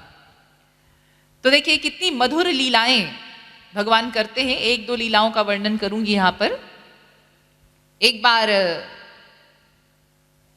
कन्हैया माखन चोरी करके खा रहे थे अपने ही घर पर। हाँ, देखिए उनको चोरी करने में बड़ा मजा आता था, वरना बताइए जिनके यहाँ 9 लाख गायें हैं, यशोदा मैया के यहाँ, नंद बाबा के यहाँ 9 लाख गायें हैं, उनके यहाँ क्या कोई कमी थी माखन मिश्री की? या ऐसा तो नहीं होगा कि यशोदा मैया माखन मिश्री नहीं देती होगी इसलिए चुराना पड़ता होगा? अरे क्या कमी है उनके यहाँ? लेकिन फिर भी वो चुराते हैं, गोपियों के यहाँ से भी चुराते हैं, अपने घर भी चोरी करके खाते हैं। हाँ, लीला करना है ना, तो कुछ ना कुछ तो करना पड़ेगा। तो एक दिन अपने ही घर माखन चोरी करके खा रहे थे। हाँ, वो हांडी में माखन है और जल्दी जल्दी खा रहे हैं कि कहीं मैया ना आ जाए, उसके पहले हम खा लें। तो अभी वो माखन खा ही रहे थे कि मैया आ गई वहां।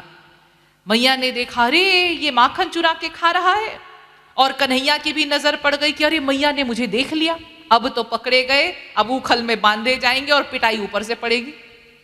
तो जैसे ही मैया को देखा तुरंत बहाना बनाया।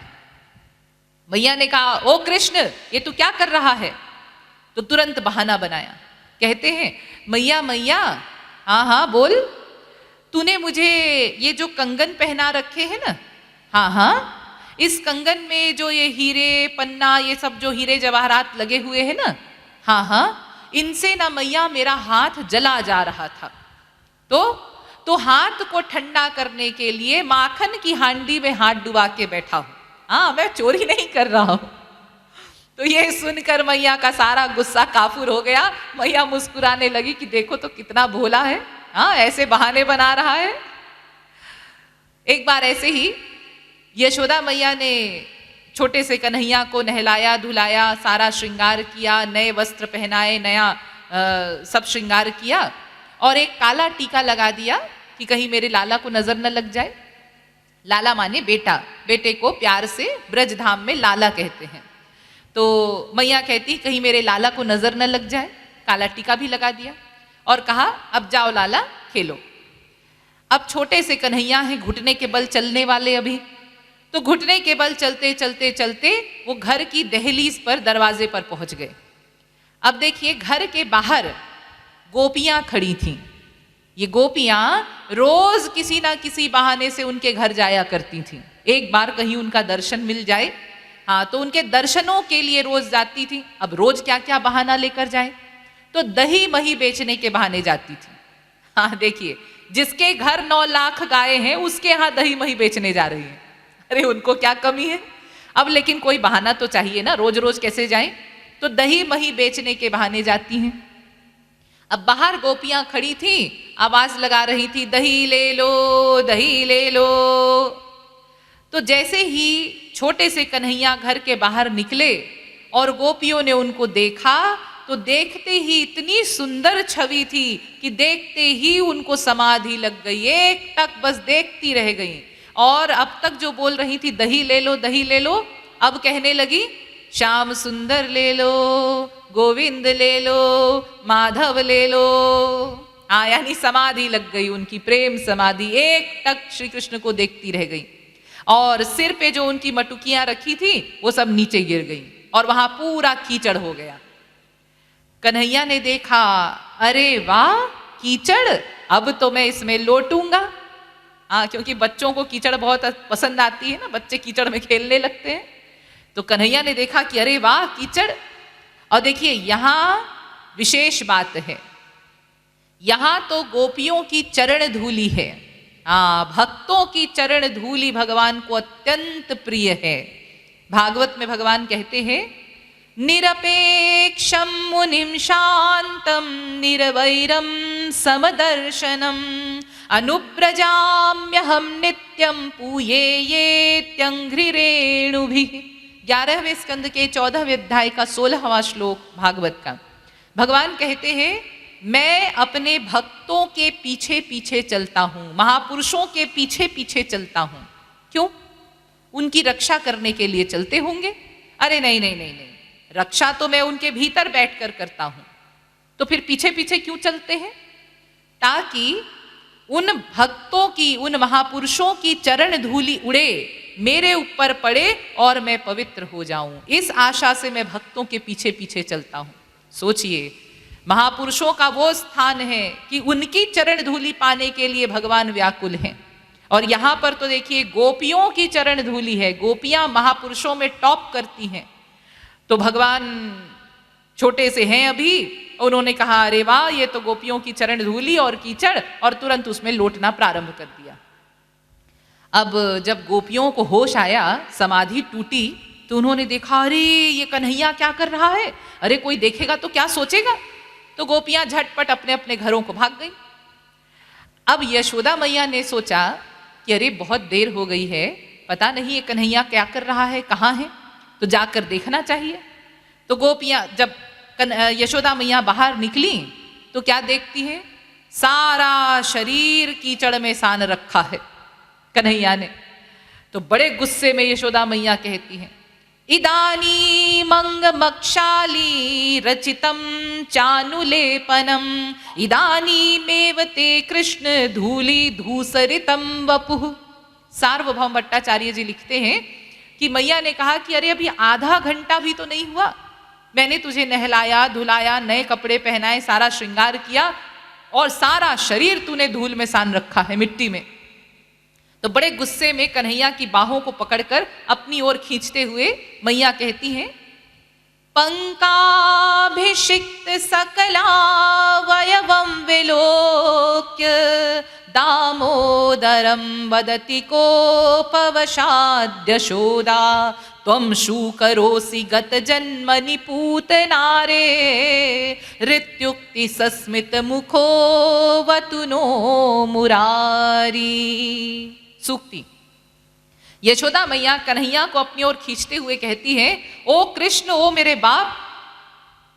कई बार माएं ऐसे गुस्से में बच्चे को कहती है ओ मेरे बाप, तो मैया कहती हैं, ओ कृष्ण, ओ मेरे बाप, मुझे तो लगता है कि तू पिछले जन्म में सुअर था। क्योंकि सुअर को कीचड़ पसंद होती है ना, और तू कीचड़ में लौट रहा है। तो जब मैया ने ऐसा कहा तो कन्हैया दूसरी ओर मुंह करके मुस्कुराने लगे। वो मन ही मन सोच रहे हैं कि अरे लगता है यशोदा मैया अंतर्यामी हो गई हैं। क्योंकि मैया बिल्कुल ठीक बोल रही हैं। इसके पहले मेरा शुक्रा अवतार, वराह अवतार तो हो चुका है, यानी मैया बिल्कुल ठीक बोल रही हैं। अब देखिए यशोदा मैया तो किसी और भाव से डांट रही है, लेकिन कन्हैया दूसरी ओर मुस्कुरा रहे हैं कि हाँ मेरा वराह अवतार, शुक्रा अवतार हो चुका है, मैया बिल्कुल ठीक बोल रही हैं। तो सामने अगर हंसेंगे तो फिर और डांट पड़ेगी ना, इसलिए दूसरी ओर मुंह करके मुस्कुरा रहे हैं। तो इस प्रकार से देखिए ये अनेकों लीलाएं, मधुर लीलाएं कर रहे हैं भगवान, और यशोदा मैया को वात्सल्य रस प्रदान कर रहे हैं। तो ये वात्सल्य भाव में भी देखिए, लेकिन कुछ ना कुछ मर्यादाएं तो यहाँ पर भी रहती हैं वात्सल्य भाव में। इसलिए वात्सल्य भाव से भी ऊंचा एक और भाव है माधुर्य भाव। ये सर्वश्रेष्ठ भाव है माधुर्य भाव, यानी भगवान हमारे प्रियतम हैं, हम जीवात्माएं उनकी प्रेयसी हैं। देखिए मैं जीवात्मा इसलिए कह रही हूं क्योंकि पुरुष लोग ये ना सोचें कि हम तो पुरुष हैं, हम कैसे उनको प्रियतम और प्रेयसी माने अपने को।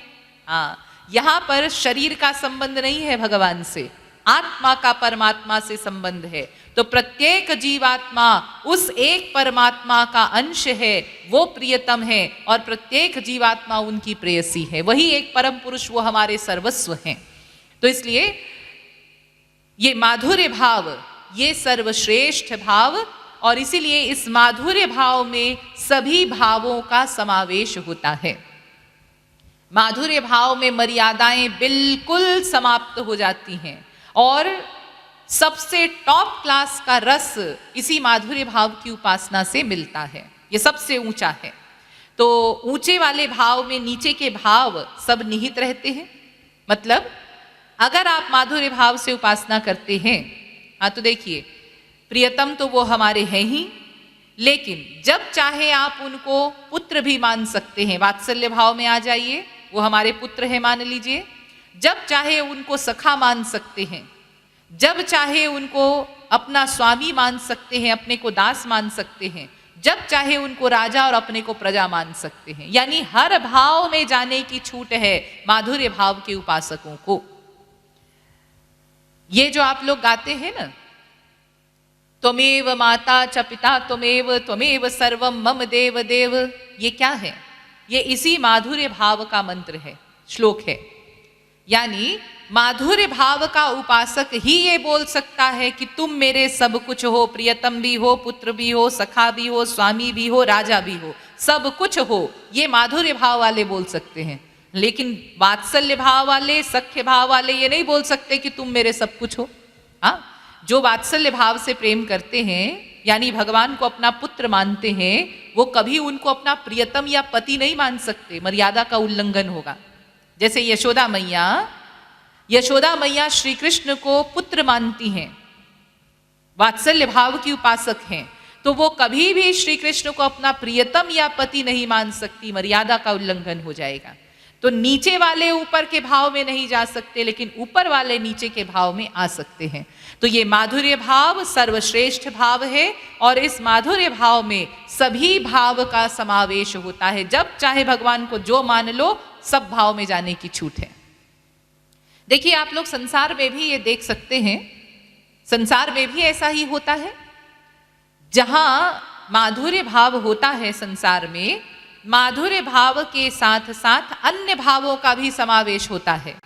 जैसे एक स्त्री का अपने पति के प्रति माधुर्य भाव होता है। हाँ, तो देखिए, वो प्रियतम तो उसका है ही, पति तो उसका है ही, लेकिन उस स्त्री के भीतर वात्सल्य भाव भी आता है। कब?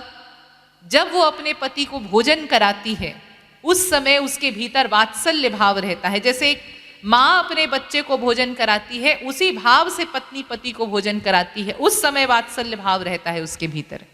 और सख्य भाव भी होता है पति पत्नी के बीच।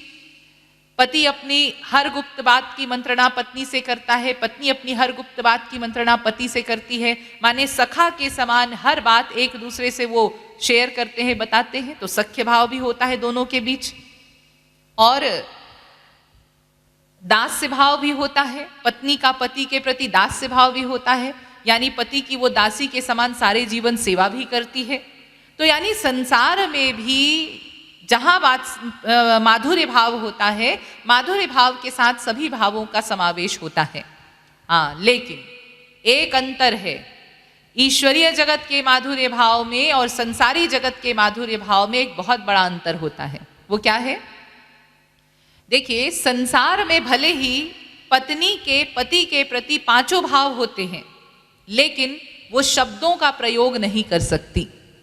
जैसे मान लीजिए, यहाँ पर तमाम हमारी भाभियाँ उपस्थित हैं प्रवचन में, और भैया प्रवचन में नहीं आए हैं। अब वो यहाँ से सुनकर जाती है कि हाँ, दीदी ने कहा है पत्नी के पति के प्रति पांचों भाव होते हैं। अब घर जा कर के वो अपने पतिदेव से कहती है, अरे सुनो बेटा, जरा एक गिलास पानी लाना। तो घर पर मचेगा हंगामा। हाँ, अरे ये तो पति को बेटा कह रही है, पागल वागल तो नहीं हो गई है? तो वो कहेगी कि भाई दीदी ने तो प्रवचन में बताया है कि पत्नी का हर भाव होता है पति के प्रति। हाँ, तो फिर कल हमारे ऊपर अटैक हो जाएगा कि आप ऐसा उल्टा सीधा क्या पढ़ा देती हैं। हाँ, तो ऐसा नहीं करिएगा। भले ही भाव होता है, वात्सल्य भाव भी है, सख्य भाव भी है, लेकिन शब्द नहीं बोल सकते आप, ये ईश्वरीय जगत, संसारी जगत में। हाँ, लेकिन ईश्वरीय जगत में आप बेधड़क होकर शब्दों का प्रयोग कीजिए। अगर आप श्री कृष्ण से प्रेम कर रहे हैं माधुर्य भाव से, बेधड़क शब्दों का प्रयोग कीजिए। जब चाहे प्रियतम बोलिए, जब चाहे पुत्र बोलिए, जब चाहे सखा बोलिए, जब चाहे स्वामी बोलिए, जब चाहे राजा बोलिए। देखिए, जिस समय भगवान श्री कृष्ण महारास से अंतर ध्यान हो गए थे, उस समय राधिका जी ने, राधा रानी ने उनको पुकारा था, और पांचों भावों के शब्दों से एक साथ उनको पुकारा था। हा नाथ रमण प्रेष्ठ क्वासी क्वासी महाभुज, दास्यास्ते कृपणाया में सखे दर्शय सन्निधिम। 10वें स्कंद के 30वें अध्याय का 40वां श्लोक भागवत का। राधा रानी पुकार रही है श्री कृष्ण को, हा नाथ, हा रमण, हा प्रेष्ठ, हा सखे, हर भाव से पुकार रही है श्री कृष्ण को कि मेरे सखा तुम कहाँ हो, मेरे प्रियतम तुम कहाँ हो, हर भाव से पुकार रही हैं। तो ये ईश्वरीय जगत में ये छूट है, जब चाहे जैसा भाव आए उस भाव से भगवान को आप पुकार सकते हैं। संसार में ये नहीं हो सकता। तो ये माधुर्य भाव सर्वश्रेष्ठ भाव, जिसमें सभी भावों का समावेश है। अब देखिए, कल मैंने आप लोगों को बताया था कि 8 प्रकार की सिद्धा भक्तियां होती हैं जो हमारा गुरु कृपा करके हमको प्रदान करता है। कब? जब पहले हम साधना भक्ति करते हैं तो सिद्धा भक्ति गुरु हमको देते हैं। तो वो 8 प्रकार की सिद्धा भक्तियां वो किसको मिलती हैं? ध्यान दीजिएगा, वो 8 प्रकार की सिद्धा भक्ति मिलती है माधुर्य भाव के उपासकों को।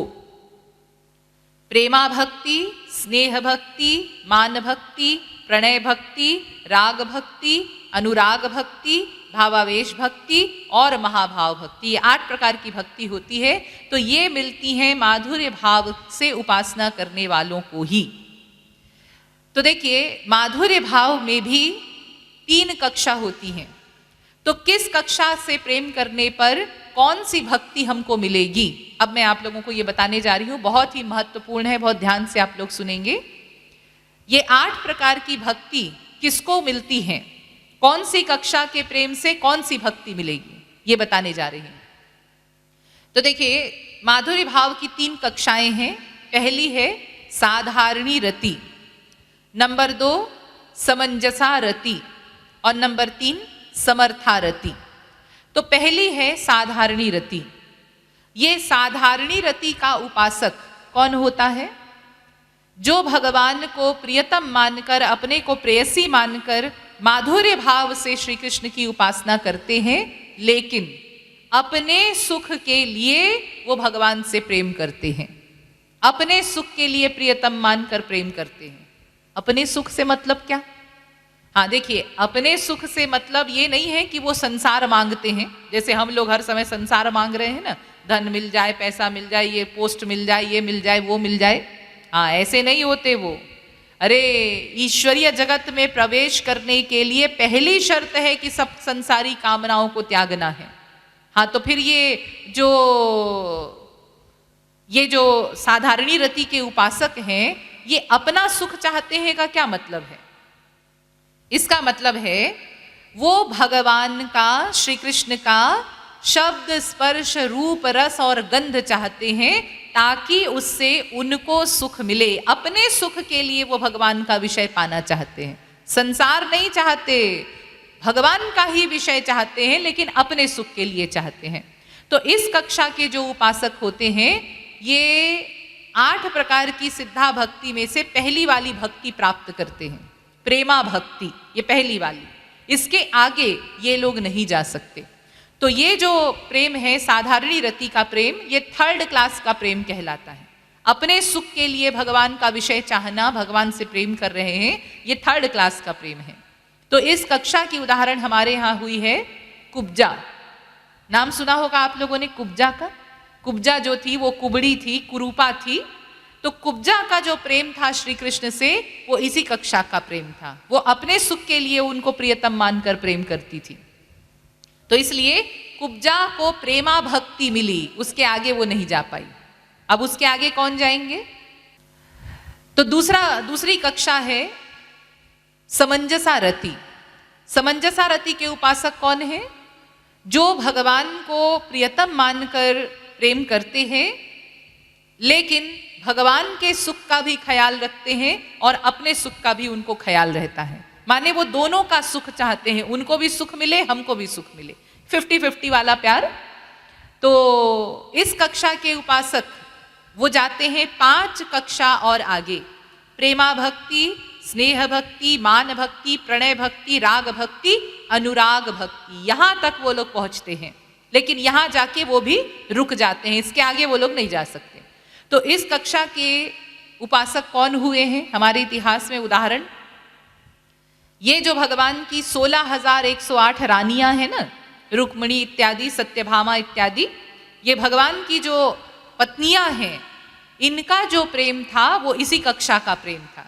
उन्होंने अपना भी सुख चाहा, भगवान का भी सुख चाहा, इसीलिए ये लोग अनुराग भक्ति तक गए।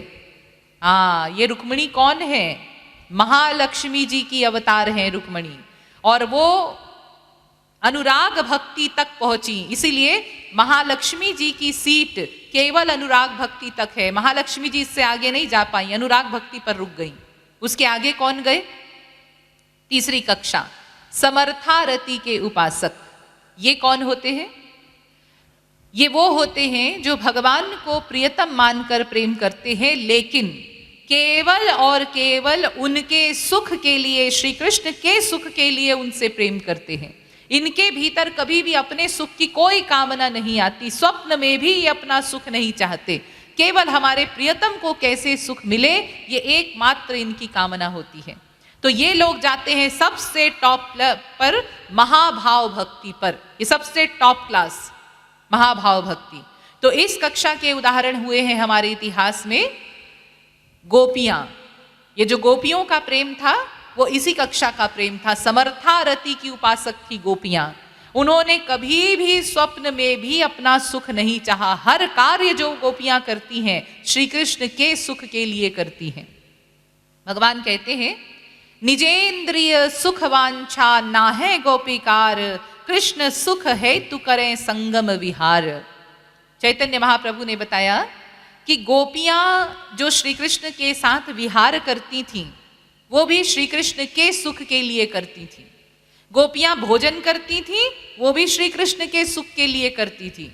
हाँ, भोजन करेंगे तो शरीर स्वस्थ रहेगा, तो हम सही तरह से उनकी सेवा कर पाएंगे। तो शरीर को स्वस्थ रखती थी ताकि श्री कृष्ण की सेवा कर सके सही। गोपियां जो अपना श्रृंगार करती हैं वो भी श्री कृष्ण के सुख के लिए, कि श्री कृष्ण हमको देखें तो उनको सुख मिलेगा। उनका प्रत्येक कार्य केवल और केवल भगवान के सुख के लिए था। इसीलिए भगवान कहते हैं न पार ये हम निरवध्य संयुजाम स्वसाधु कृत्यम विबुधायुषापि वह यामा भजन दुर्जर गेह श्रृंखला संवृश्य तद्वह प्रतियातु साधुनाम। 10वें स्कंध के 32वें अध्याय का 22वां श्लोक भागवत का। भगवान कहते हैं मैं इन गोपियों का चिरकाल का ऋणी रहूंगा।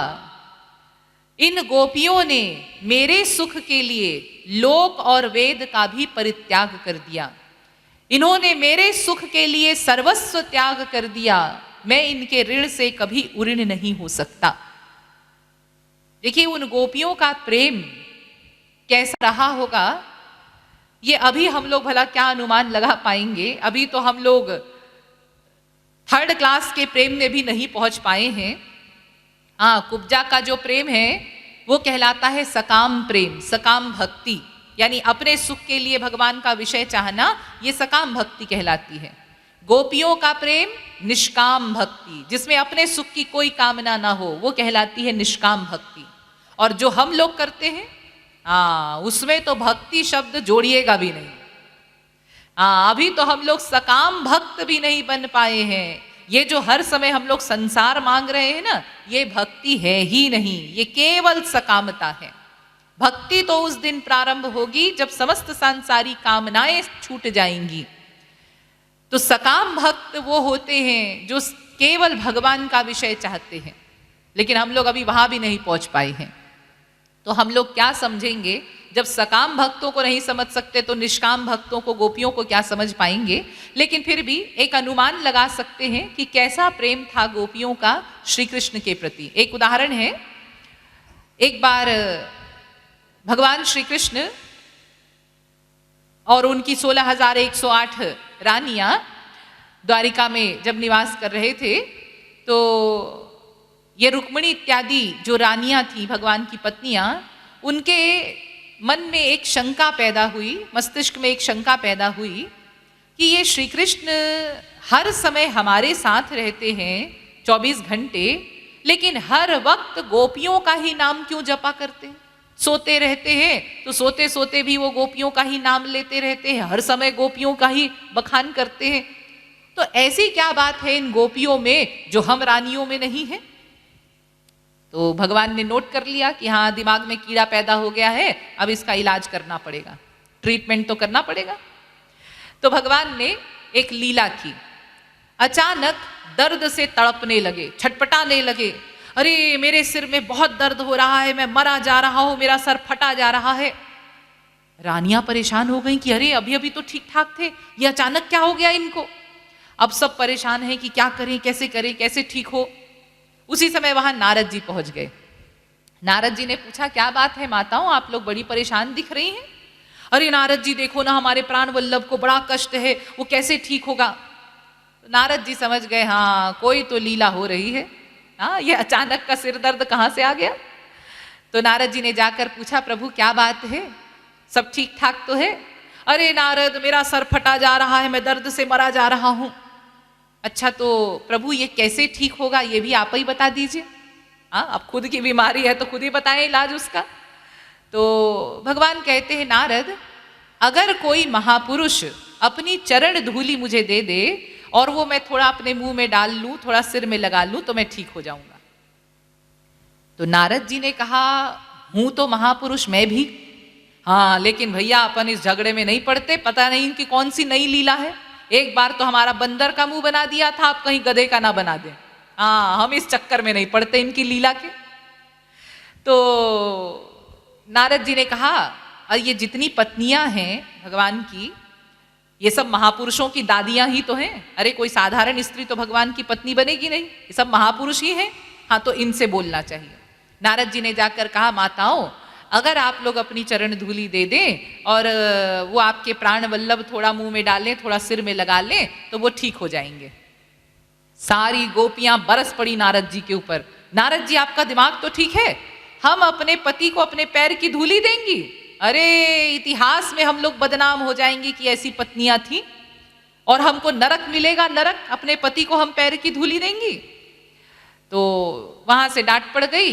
तो नारद जी वहां से चले, त्रैलोक्य में घूमे नारद जी, जहां जहां उनको लगा महापुरुष है सबके पास गए, लेकिन किसी ने भी चरण धूलि नहीं दी। सबने यही उत्तर दिया कि हम अपने स्वामी को, अपने प्राण वल्लभ को अपनी पैरों की धूलि कैसे देंगे, हमको नरक मिलेगा, हम बदनाम हो जाएंगे इतिहास में।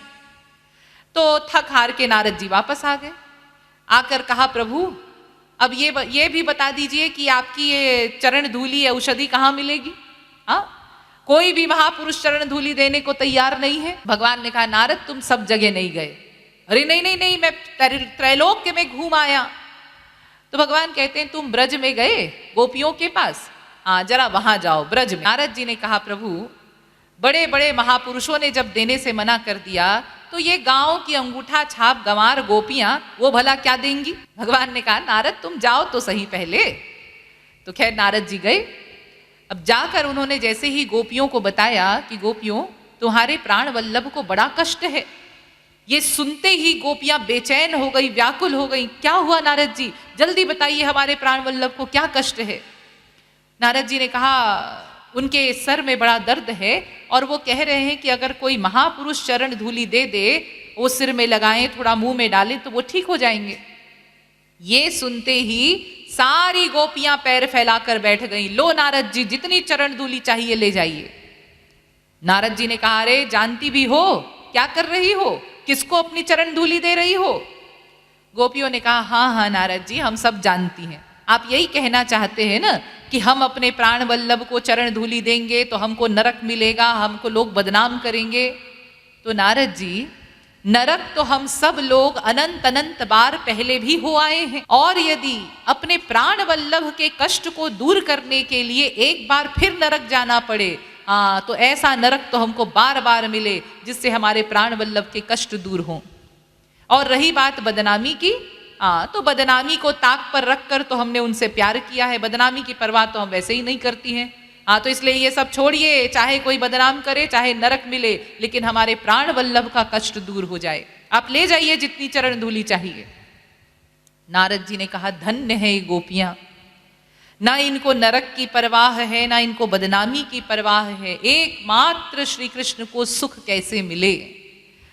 तो नारद जी ने कहा, भाई पहले तो ये चरण धूलि मैं ही ले लूं, बाद में मिले ना मिले, ये सौभाग्य। और जब नारद जी वो चरण धूलि लेकर गए भगवान के पास, भगवान को ठीक क्या होना था, अरे वो तो ठीक ठाक थे, वो तो केवल एक्टिंग हो रही थी, लीला हो रही थी। तब फिर उन रानियों ने जब ये सब सुना तो उन्होंने अपने आप को धिक्कारा कि देखो, हमको 24 घंटे उनका संयोग मिला हुआ है, 24 घंटे वो हमारे साथ हैं, लेकिन फिर भी हम लोगों ने अपने सुख की परवाह की, हमने बदनामी की परवाह, नरक की परवाह की। और इन गोपियों को देखो, जिनको 100 वर्ष का वियोग दे रखा है भगवान ने, उस वियोगावस्था में भी इतना प्रेम करती हैं कि ना बदनामी की परवाह करती हैं, ना नरक की परवाह। तो धन्य है ये गोपियां, धन्य है उनका प्रेम।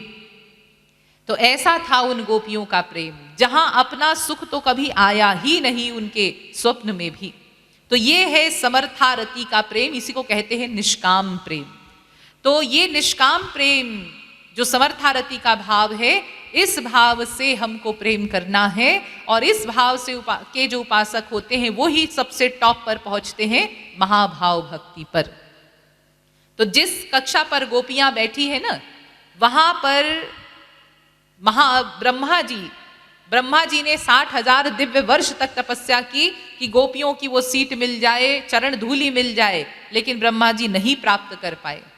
महालक्ष्मी जी ने घोर तप किया ताकि गोपियों की ये सीट मिल जाए, लेकिन महालक्ष्मी जी को भी वो सीट नहीं मिली जो गोपियों को मिली। इसलिए आप लोग देखते हैं जब आप वृंदावन जाएंगे ना, तो देखिए वृंदावन के बाहर बेलवन में महालक्ष्मी जी का मंदिर है। वृंदावन में प्रवेश नहीं मिला उनको। वृंदावन रसिकों का स्थान है, वो समर्थारति के महापुरुषों का, गोपियों का स्थान है। महालक्ष्मी जी को वहां प्रवेश नहीं मिला। तो महालक्ष्मी जी ने घोर तप किया, उनको तो सीट नहीं मिली। ब्रह्मा जी ने घोर तप किया, गोपियों की सीट नहीं प्राप्त कर पाए। लेकिन आप में से कोई भी उस महाभाव भक्ति को प्राप्त कर सकता है। कैसे? अगर कोई गोपी प्रेम प्राप्त महापुरुष मिल जाए, वो महाभाव भक्ति पर पहुंचा हुआ कोई महापुरुष हमको मिल जाए, और हम उनको गुरु मानकर उनके शरणागत होकर सही सही बताई साधना कर ले, सही सही शरणागति कर ले, तो उन गुरु की कृपा से हमको वो महाभाव भक्ति मिल सकती है। ऐसा अगर कोई गोपी प्रेम प्राप्त महापुरुष हमको मिल जाए, हमारा काम बन सकता है, वो प्रेम हमको मिल सकता है। तो ये भक्ति की देखिए तीसरी शर्त है कि हमको भगवान को भगवान मानकर नहीं, अपना मानकर प्रेम करना है, यानी उनसे अपना मानकर संबंध जोड़ना है। दास्य भाव, सख्य भाव, वात्सल्य भाव, और सबसे टॉप है माधुर्य भाव। इन 5 भावों से भगवान से हमको अपना संबंध जोड़ना है। अब भक्ति की चौथी शर्त शेष रह गई। तो भक्ति की चौथी शर्त बहुत ही महत्वपूर्ण शर्त है, जिसका पालन 99.9% लोग नहीं करते। क्या है वो भक्ति की चौथी शर्त? वो बताया जाएगा, लेकिन आज नहीं, कल। जयति जगद गुरु गुरुवर की, गाँव मिली आरती रसिक वर की, गाँव मिली आरती रसिक वर की। गुरु पद नख मणि चंद्रिका प्रकाश, जाके उर्वशी ताके मोह कमलाश, जाके मात नाथ तव हार करवास, ताते हुए माया मोह सब ही निराश, पावे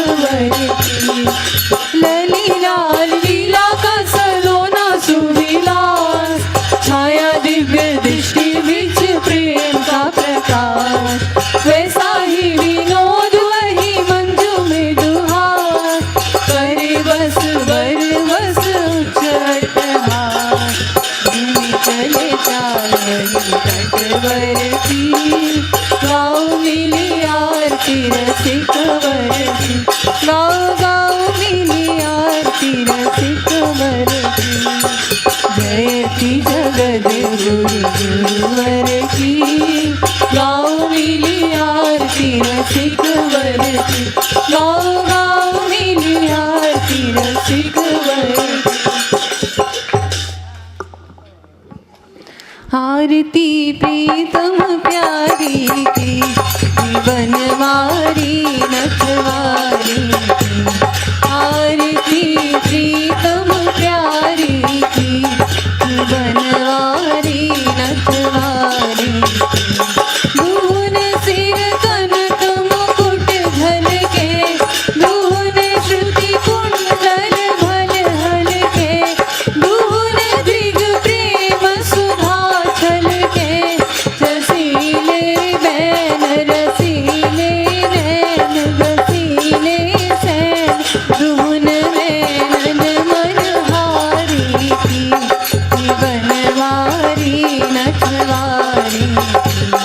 आरती प्रीतम प्यारी की, बनवारी नथवारी की। धूनी जग चितवनी परवारी, धूनी लट लट कनी छवि न्यारी, धूनी भावट कनी अति प्यारी। रसन मुख पान हसन मुस्कान, दसन दम कान, धूनी बेसर छवि न्यारी की, बनवारी नथवारी की। आरती प्रीतम प्यारी की, बनवारी नथवारी की। एक और पीतांबर पहरे, एक और नीलांबर लहरे, धूल उड़लर मोतिन चहरे। कंकणन खनक किंकिनी झनक, नूपुरन भनक, रुन रुन झुन धुनि प्यारी की, बनवारी नथवारी की। आरती प्रीतम प्यारी की, बनवारी नथवारी की। एक सिर मोर मुकुट राजे, एक सिर चूनरी छवि साजे, धून सिर तिरछे भल भ्राजे। संग ब्रजमाल लाडली लाल, बागल डाल, कृपालु धून दिग चारी की, बनवारी नथवारी की।